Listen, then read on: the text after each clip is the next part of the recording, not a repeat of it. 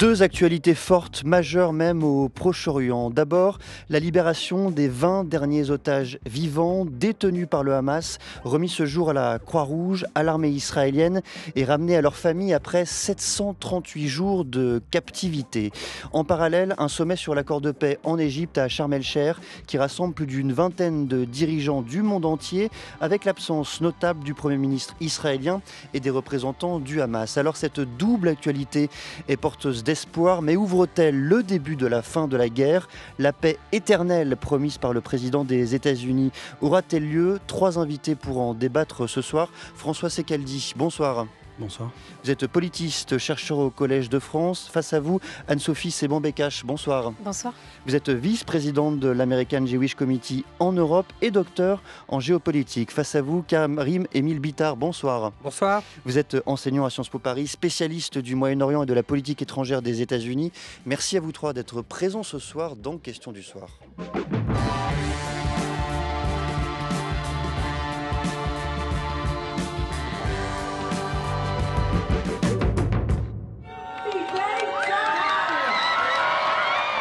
Je suis en route pour Reim pour retrouver mon fils Nimrod après plus de 2 ans.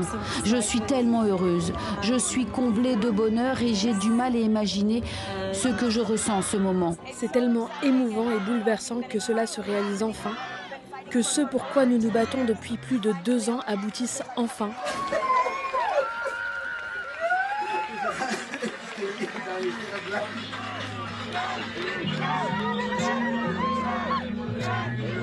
20 hommes âgés de 21 à 48 ans, 20 derniers otages vivants détenus par le Hamas, remis ce jour à la Croix-Rouge puis à l'armée israélienne, ramenés à leur famille après 738 jours de captivité. Anne-Sophie Séban-Bécache, qu'est-ce que cela représente pour les Israéliens et pour la société israélienne tout entière? C'est le sentiment d'avoir enfin terminé cette journée qui a été le 7 octobre 2023. C'est le sentiment de pouvoir enfin commencer la réparation, le deuil pour les familles qui, on l'espère, récupéreront aussi les corps des 28 otages qui restent. C'est un immense soulagement, une immense émotion pour nous aussi, pour tous les activistes qui ont œuvré depuis 2 ans auprès de ces familles. Et d'ailleurs, j'aimerais juste prendre une minute pour leur rendre hommage, parce que depuis le 7 octobre 2023, à l'American Jewish Committee, on a accompagné des dizaines et des dizaines de familles à Washington, à Paris, à Bruxelles, pour faire entendre leur voix, l'histoire de leur famille, ce qu'ils ont vécu le 7 octobre, comment leurs proches ont été enlevés, torturés. Une partie a été tuée, violée, des enfants brûlés.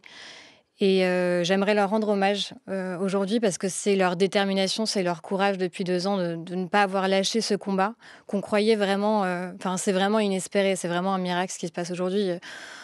On nous aurait dit il y a 2 semaines qu'on arriverait à un accord qui permettrait de libérer tous les otages, quand on sait que le fait que le Hamas détenait encore des otages constituait... une soupape de sécurité et une monnaie d'échange.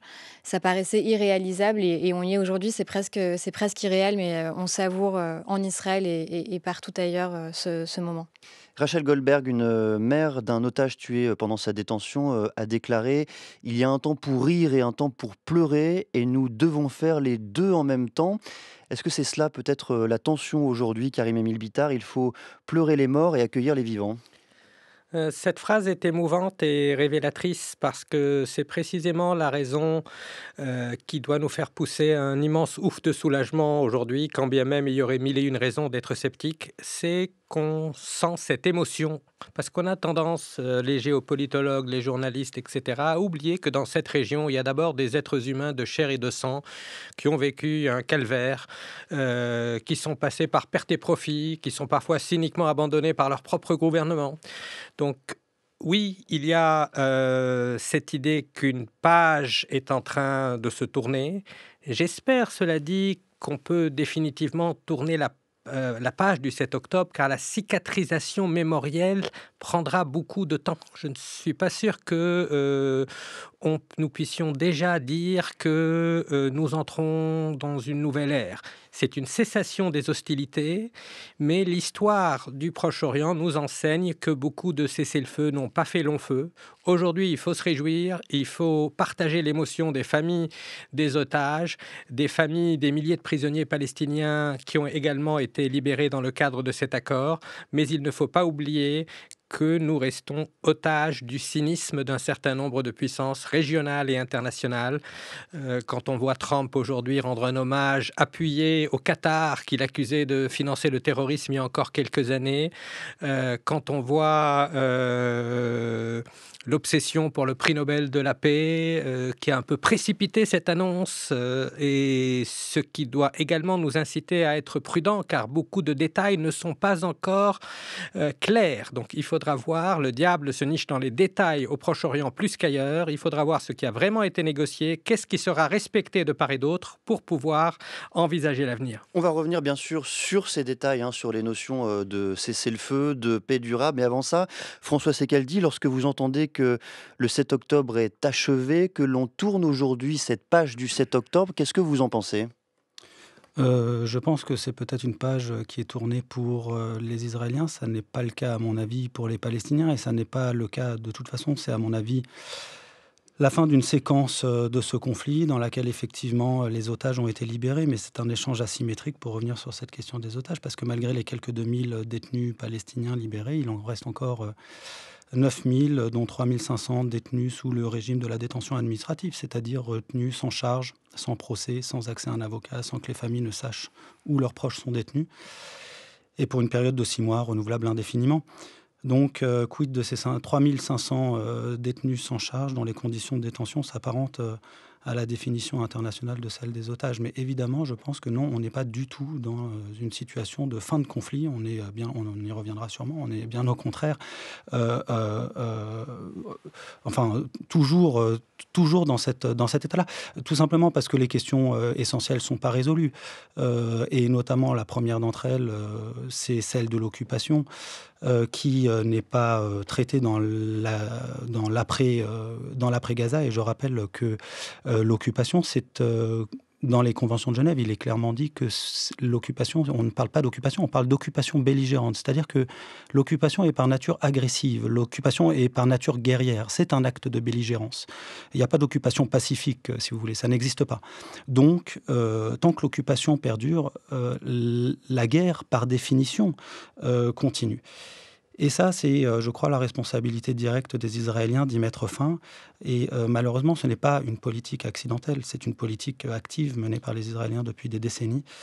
Et donc là, je crois qu'il y a un élément essentiel auquel il va falloir quand même s'atteler, c'est cet acte de belligérance primordial qui se situe ici dans l'occupation. On va revenir sur l'occupation, Anne-Sophie Seban-Bécache, mais une réaction d'abord sur l'échange asymétrique qui a été décrit par François Secaldi.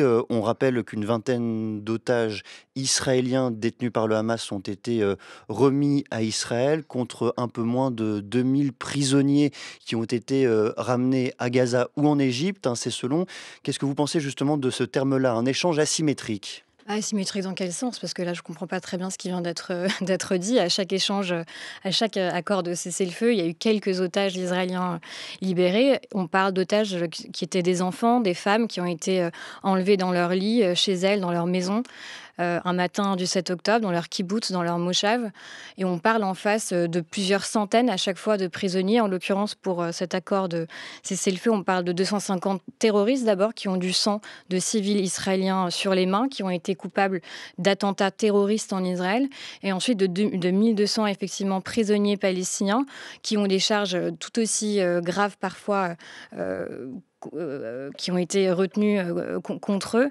Je ne comprends pas vraiment. Enfin, l'asymétrie, pour moi, elle se fait effectivement dans l'autre sens. C'est un lourd sacrifice que fait à chaque fois Israël pour obtenir la libération de ses civils en échange de personnes qu'on considère. Et je pense que tant qu'on considérera et qu'on continuera à dire, y compris dans les médias ici, que ces prisonniers sont des prisonniers politiques et qu'on ne fera pas la différence entre des terroristes et des militants politiques, je pense qu'on ne sert ni la cause palestinienne ni la cause de la paix. Alors je vous laisse préciser effectivement François Secaldi, puisque du point de vue numérique, on peut se dire que les personnes libérées d'un côté et de l'autre, l'avantage numérique, strictement numérique, est plutôt là cette fois-ci du côté des Palestiniens, non ? Oui, mais en fait, il y a une erreur D'ailleurs, pas 1200, pardon. Il y a une erreur 1700, analytique parce qu'on compare des chiffres alors même que je compare des situations juridiques.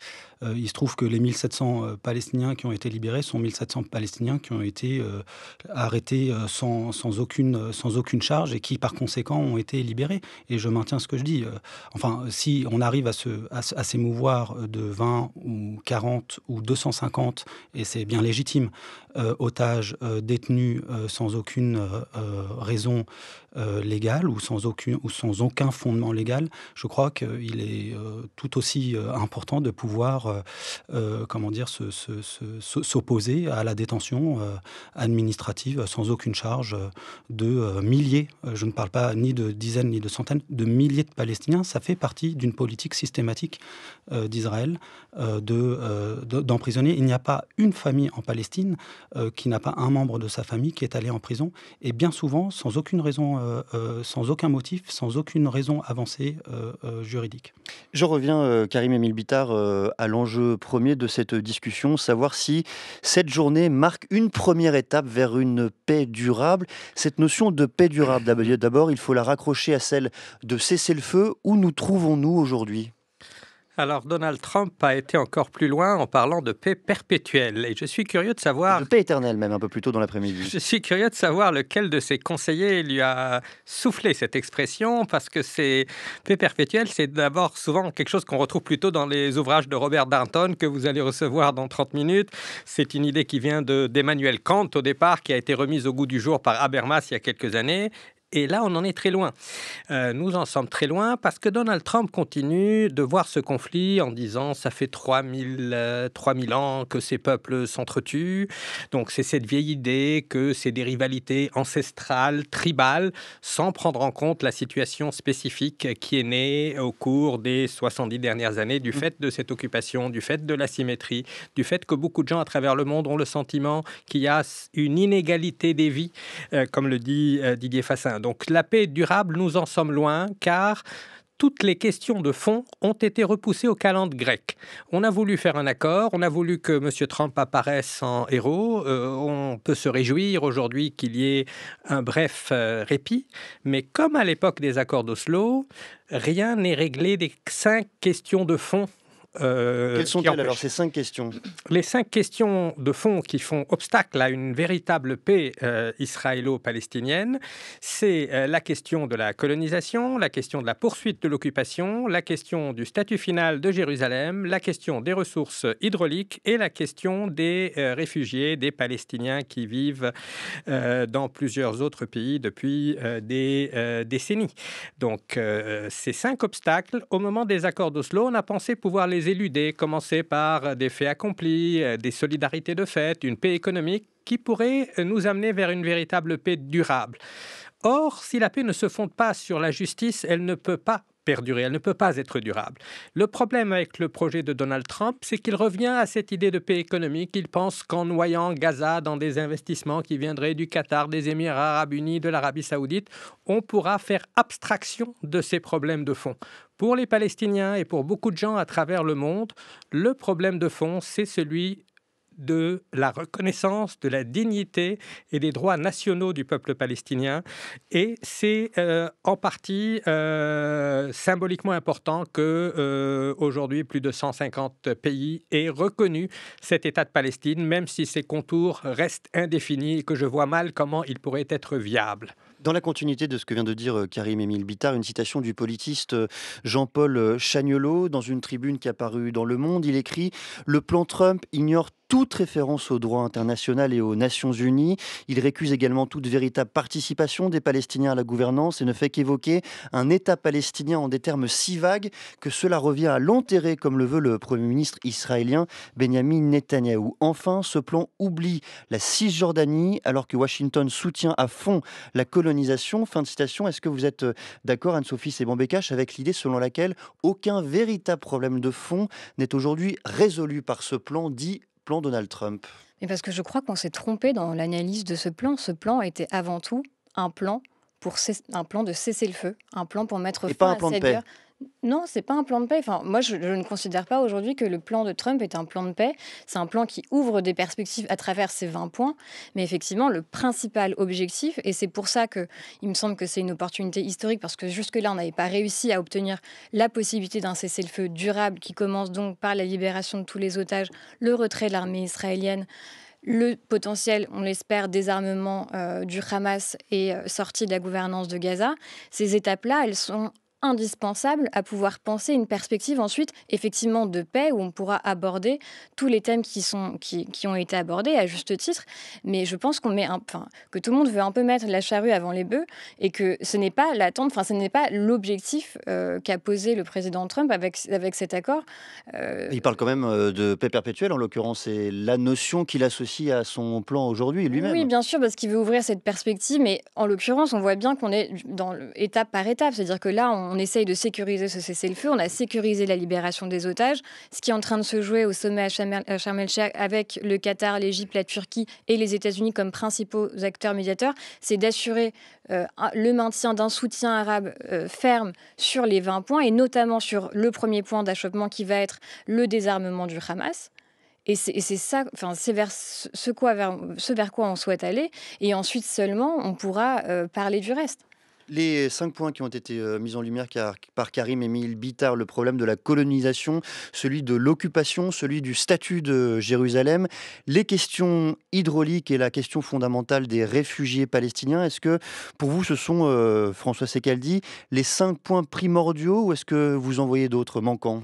Alors, il y a parmi ces 5 points les points du statut permanent qui ont été négociés, qui devaient être négociés à l'issue de la période intérimaire des accords d'Oslo, donc en mai 1999. Il n'y avait pas l'occupation dans le statut permanent. Mais oui, il me semble qu'effectivement, c'est là les points principaux à négocier, c'est-à-dire et c'est par ailleurs les points les plus sensibles, c'est probablement la raison pour laquelle ils n'ont pas été négociés, ils ont été repoussés en mai 1999 jusqu'à la négociation de Camp David en juillet 2000. Et jusqu'à maintenant, ces questions, en fait, ne sont, pour ainsi dire, plus du tout à l'ordre du jour. Et Karim Bittard a ajouté un point qui m'apparaît important, c'est la question de la justice, effectivement, parce que vous avez des mandats d'arrêt internationaux qui ont été émis à l'encontre de Benjamin Netanyahou et Yoav Gallant et les membres du Hamas, mais qui sont morts. Maintenant, vous avez en septembre la déclaration de génocide par la commission d'enquête de l'ONU. Donc tous ces éléments-là, quand même, vous avez par ailleurs 67 000 à minima, 67 000 Palestiniens qui ont été tués. Les estimations les plus élevées vont jusqu'à 400 000 personnes. La bande de Gaza a été totalement détruite. Là, il y a une question de justice fondamentale qui se pose et qui doit être réglée, sans laquelle, évidemment, la paix n'est pas du tout possible. Donc, les questions du statut permanent et la justice. Karim Émile Bittard, une réaction. Et après, je voudrais vous entendre l'un et l'autre sur ce point important aussi du désarmement du Hamas. Karim Émile Bittard.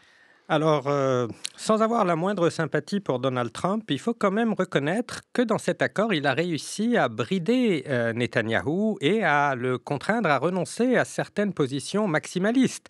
C'est-à-dire qu'il n'est plus question aujourd'hui d'expulser 2 millions de Gazaouis, comme Smotrich le souhaitait ouvertement. Il n'est plus question de recoloniser Gaza. Il n'est plus question d'annexer la Cisjordanie. Et on réintroduit l'aide humanitaire sous surveillance de l'ONU, en écartant cette mal dénommée Gaza Humanitarian Foundation, qui s'est avérée être une opération de barbouzerie où les Palestiniens étaient attirés et tirés comme des lapins. Donc, Trump a utilisé quand même, pour une fois, le levier américain pour faire pression sur Israël. Pourquoi ? À mon avis, essentiellement parce qu'il a vu que ses amis dans le Golfe commençait à considérer qu'Israël était allé trop loin, notamment en frappant directement le Qatar, qu'Israël était en train d'instaurer une hégémonie régionale. Trump craignait pour les accords d'Abraham, craignait pour ses relations de business avec les pays du Golfe. Donc, il a contraint Netanyahou à accepter un projet qui peut-être auquel il ne souscrit pas pleinement, tout comme le Hamas a renaclé, et je pense qu'ils ont également publié un communiqué, si j'ai bien compris, avec des fanfaronnades refusant le désarmement, etc. Il y a toujours au sein du gouvernement israélien des gens qui ne sont pas contents. Monsieur Smotrich fait une déclaration hallucinante il y a quelques jours disant que le 7 octobre, c'était une grâce divine. Ça rappelle la formule de Maurras, la divine surprise. Il disait c'est un coup de poing qui nous a réveillés de notre léthargie et il faut aller au bout. Donc il y a encore des jusqu'au-boutistes qui sont déterminés à aller plus loin, et j'espère qu'après la libération des otages, ils ne vont pas sauter sur le premier prétexte venu pour reprendre cette logique coloniale totalement débridée. J'en reviens, François Sekaldi, au désarmement du Hamas. Est-ce qu'il vous semble aujourd'hui que l'organisation est prête à suivre les engagements qu'elle a pris dans ce domaine ? Il me semble que le Hamas a déclaré qu'il n'était pas prêt à se désarmer. Donc, il a laissé entendre notamment à travers ses émissaires égyptiens, qataris, qu'il potentiellement serait prêt à le faire. Alors les dernières déclarations que j'ai lues indiquent qu'au contraire, ils n'entendent pas du tout se désarmer. Cela dit, c'est une exigence tout à fait classique de la communauté internationale depuis des décennies. Je ne sais pas si c'est la responsabilité des États tiers de décider et si c'est pas davantage au mouvement national dans son ensemble de décider, mais ça pose plusieurs questions. Bon, la première, c'est qu'effectivement, c'est une exigence de la communauté internationale, je l'ai dit, désarmer, détruire l'infrastructure du terrorisme. C'était le cas contre l'OLP en 1982, c'était le cas en 2023. C'est l'argument principal qui a été avancé par les Israéliens pour mener la guerre qu'ils ont menée à Gaza sans succès. C'était détruire toute l'infrastructure du Hamas sans succès. Donc on voit que cette stratégie, malheureusement, ne paye pas. Tout simplement, je vais peut-être me répéter, c'est que probablement le meilleur moyen de faire taire les armes, c'est de cesser l'occupation. Et c'est à mon avis là le point sur lequel il faudrait que les États se concentrent s'ils souhaitent véritablement. Et puis, il reste une deuxième question, la question de la réciprocité. En fait, c'est aussi comment contrôler la puissance de frappe d'Israël qui s'est exprimée sans que personne ne puisse les arrêter, alors même que les crimes étaient manifestes pendant des mois, et pas seulement en Palestine, partout dans la région. Une réaction sur ce sujet, celui du désarmement du Hamas, Anne-Sophie Sebon-Bécache. Je pense qu'on n'a jamais été aussi proche de ce désarmement, tout simplement parce qu'on n'a jamais eu de moment depuis le 7 octobre 2023 où toute la pression internationale s'est dirigée contre le Hamas. Nous, c'est ce qu'on demandait depuis le départ. Il faut mettre la pression sur le Hamas pour la libération des otages et pour son désarmement. On a aujourd'hui un soutien massif des États arabes qui peuvent avoir une influence, à commencer par le Qatar, par l'Égypte. Et donc je pense qu'on n'a jamais été aussi proche d'y arriver et que sans cette condition-là, on ne pourra pas avancer sur aucun autre dossier pour arriver à une résolution de ce conflit. Et j'entends mes voisins qui disent on ne pourra pas arriver à la paix sans justice. J'ajoute aussi qu'on ne pourra pas arriver à cette paix sans discours de vérité. Et il y a des discours et des narratifs qui continuent à être martelés sur ce conflit, qui nous confinent au chaos, qui nous confine à l'impasse depuis des décennies. Et c'est là où, effectivement, le style de Donald Trump, sa manière de faire, on n'est pas tous fans, mais il n'empêche qu'il a réussi à mettre sur la table, pour commencer, ce cessez-le-feu, qui est un prémisse à la suite et qui ouvre les... C'est pour ça qu'aujourd'hui on parle de plan de paix, parce que sans ce qu'il a réussi à faire aujourd'hui, on ne pourrait pas aujourd'hui parler de la suite et de perspectives de résolution politique. Et pour ce qui est de l'occupation, enfin, il faut arrêter aussi avec ce terme-là qui est très vague, et il faut savoir aussi avoir un discours de vérité là-dessus. Il y a eu des dizaines de négociations sur ce sujet. Israël a été à plusieurs reprises prêt à se retirer de territoire, à faire des échanges de territoire. On sait très bien quels sont ces paramètres. Soyons honnêtes, on sait très bien quels sont les paramètres pour une résolution sur la question territoriale. Idem sur la question des réfugiés. Enfin, je veux dire, il y a un sujet avec l'autorité palestinienne aussi, et tout le monde s'accorde pour le dire. C'est aussi un sujet sur lequel s'accordent les Européens, la communauté internationale, de nécessité de réforme en profondeur de l'autorité palestinienne. Et quand on dit ça, c'est pas que la corruption, c'est pas que les élections et renouveler le leadership, c'est aussi changer ce narratif. Tant que le président Mahmoud Abbas gardera la clé sur son veston de la maison de 1948, on ne pourra pas résoudre ce conflit. Et tant qu'on n'est pas capable de le dire et d'être honnête pour le dire, je pense qu'on n'y arrivera pas. Une réaction, Karim Émile Bittard, notamment sur ce terme d'occupation. C'est tout de même un terme qui a une consistance et une réalité derrière. Absolument, aux yeux du droit international, il n'y a absolument rien de flou dans cette notion. Il y a un consensus international. Ce qui m'inquiète, c'est qu'il y a également un consensus aujourd'hui dans la classe politique israélienne qui va de la gauche à l'extrême droite pour refuser l'idée même d'un État palestinien. Lorsqu'il y a eu toutes ces négociations dans le passé, les négociateurs américains finissaient par dire nous avons proposé les Israéliens étaient peut-être de mauvaise foi, les Palestiniens ont refusé, etc. Mais l'idée d'un État palestinien restait un horizon nécessaire pour la plupart des grandes puissances. Aujourd'hui, ce n'est plus le cas, ni pour la société israélienne, ni pour les États-Unis. Et il y a un problème de fond, c'est celui de la reconnaissance de l'histoire, de la dignité. Pour pouvoir tourner une page, il faut d'abord la lire. Pour les Palestiniens, ce qui compte, ce n'est pas tant le droit au retour. Ils sont réalistes. Tout le monde sait qu'il n'y a pas 5 millions de Palestiniens qui vont revenir du jour au lendemain.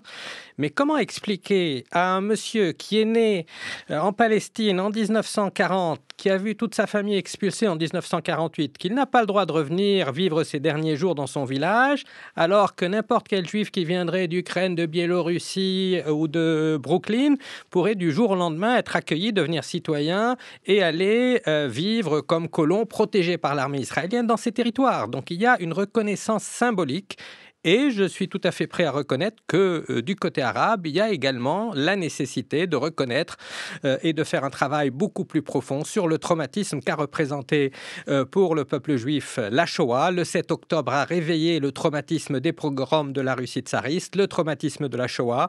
Il faut prendre cela en considération, mais l'asymétrie, le décalage entre le rapport de force est tellement flagrant que s'il n'y a pas des pressions internationales très fortes et des sanctions, Israël persévérera dans cette logique maximaliste et qu'il faut bien appeler une logique coloniale. Ce n'est pas nous qui le disons, c'est Theodor Herzl qui le disait dès 1897, je suis porteur d'un projet colonial. Le problème, c'est qu'aujourd'hui, le colonialisme est passé de mode. Beaucoup de gens dans le monde considèrent que c'est la dernière question coloniale et c'est pour ça qu'ils ressentent ce sentiment de solidarité avec les Palestiniens, tout comme tous ceux qui ont été traumatisés par l'histoire européenne se sentent naturellement proches d'Israël. Tant qu'on n'aura pas fait dialoguer ces deux traumatismes, nous n'avancerons pas et je ne pense pas qu'il faut balayer d'un revers de la main cette idée des clés, de la mémoire, une reconnaissance symbolique de ce qui s'est passé en 48, parce qu'on a à la fois des gens qui nient la Nakba, qui nous disent rien ne s'est passé, et ce sont les mêmes qui nous disent on va leur infliger une nouvelle Nakba. Pas la catastrophe. La catastrophe, dans les mouvements du rabbin Meir Kahana, ce rabbin extrémiste qui a des partisans au gouvernement aujourd'hui, qui était considéré tellement terroriste qu'il était interdit même en Israël et aux États-Unis. Ils sont aujourd'hui devenus mainstream, ces gens-là. Et tant qu'on n'aura pas offert aux Palestiniens au moins la reconnaissance historique de ce qui s'est passé en 48, de cette expulsion massive, ils auront du mal à accepter. C'est une question de passé qui ne passe pas. Jeudi, vendredi, samedi, plus de 500 000 Palestiniens, 500 000 personnes sont revenues peu à peu dans le nord de la bande de Gaza. François Secaldi, depuis l'entrée en vigueur de la trêve, la défense civile du territoire palestinien s'organise peu à peu. Qu'est-ce que cela change cette journée pour les Palestiniens aussi qui peuvent peu à peu remonter vers Gazaville, qui peuvent remonter le long de cette bande côtière? C'est probablement un sentiment de soulagement, mais qui a un goût amer. Les Palestiniens qui célèbrent ce cessez-le-feu ne célèbrent pas que la guerre s'arrête, ils célèbrent de n'être pas morts dans cette guerre coloniale, ce qui est un peu différent, je crois, et cette guerre génocidaire. Et donc, de ce point de vue-là, je crois qu'il faut regarder ces célébrations d'un œil un peu différent de celles qui s'expriment en Israël.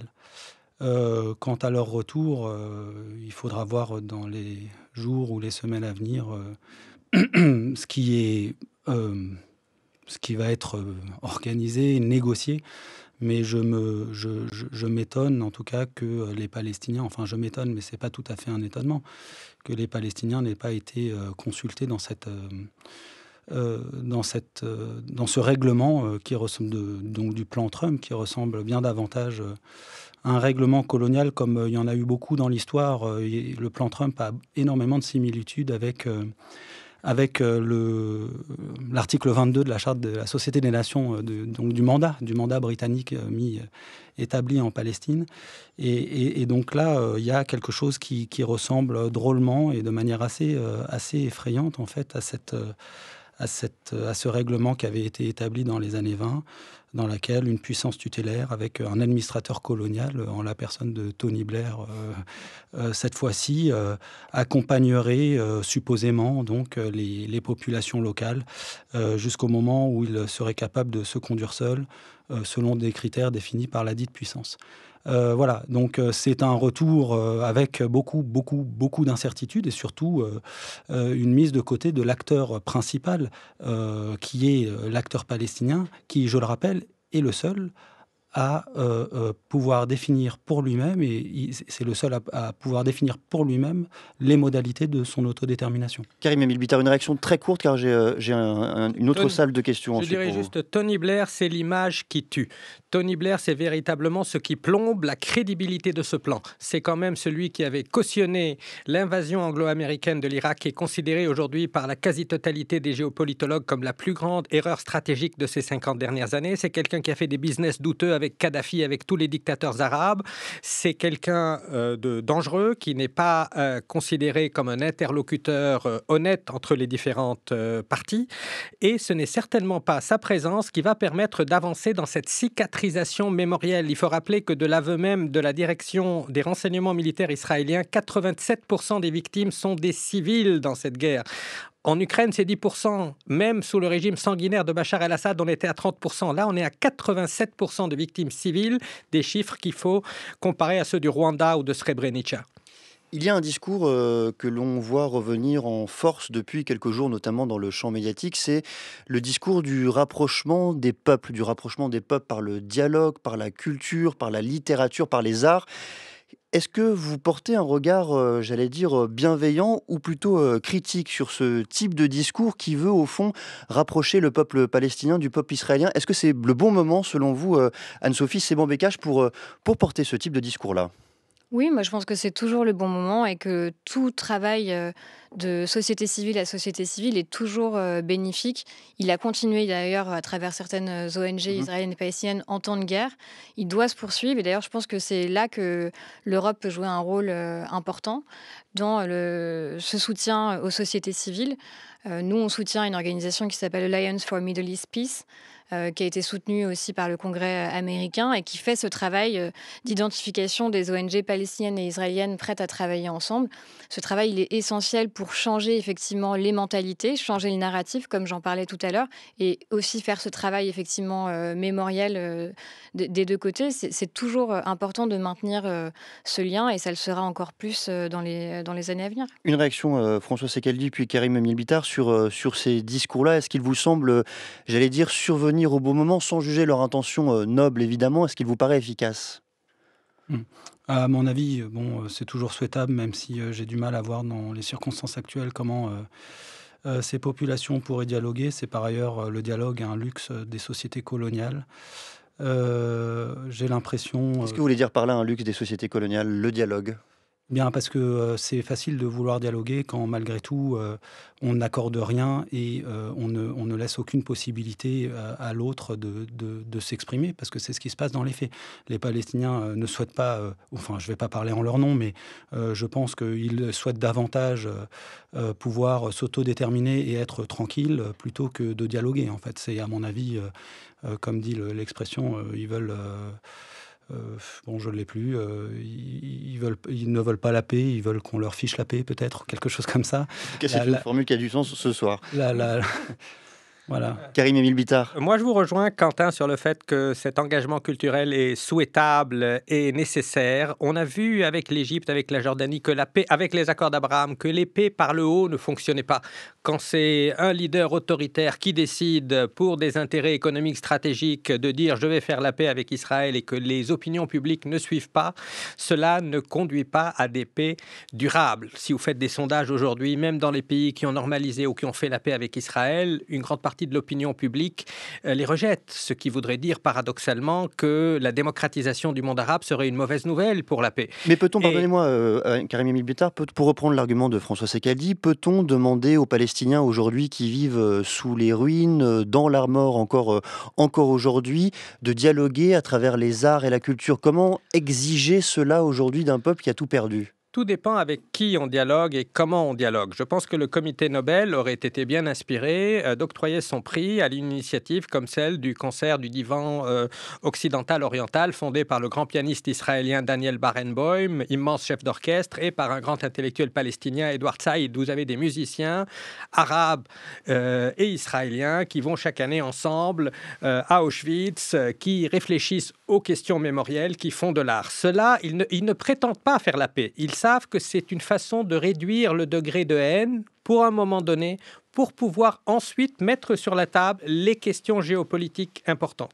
Donc moi, je pense que c'est souhaitable et nécessaire. Je comprends les réserves qui sont exprimées parce que l'urgence pour les Palestiniens aujourd'hui, c'est de survivre. Ils ont échappé à une famine. Du moins, ceux qui ont survécu ont échappé à une famine.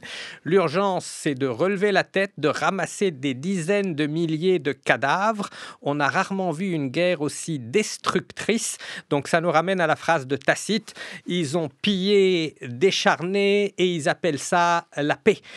C'était un sénateur romain qui était devenu critique de l'impérialisme de la République romaine.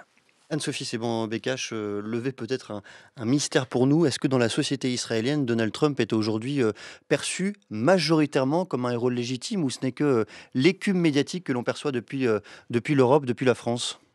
Non, je crois qu'aujourd'hui, ce qu'il a réussi à faire pour la libération des otages, parce qu'encore une fois, c'était vraiment l'épée Damoclès qui rôdait au-dessus de la société israélienne depuis 2 ans, quels que soient les bords politiques, si vous voulez.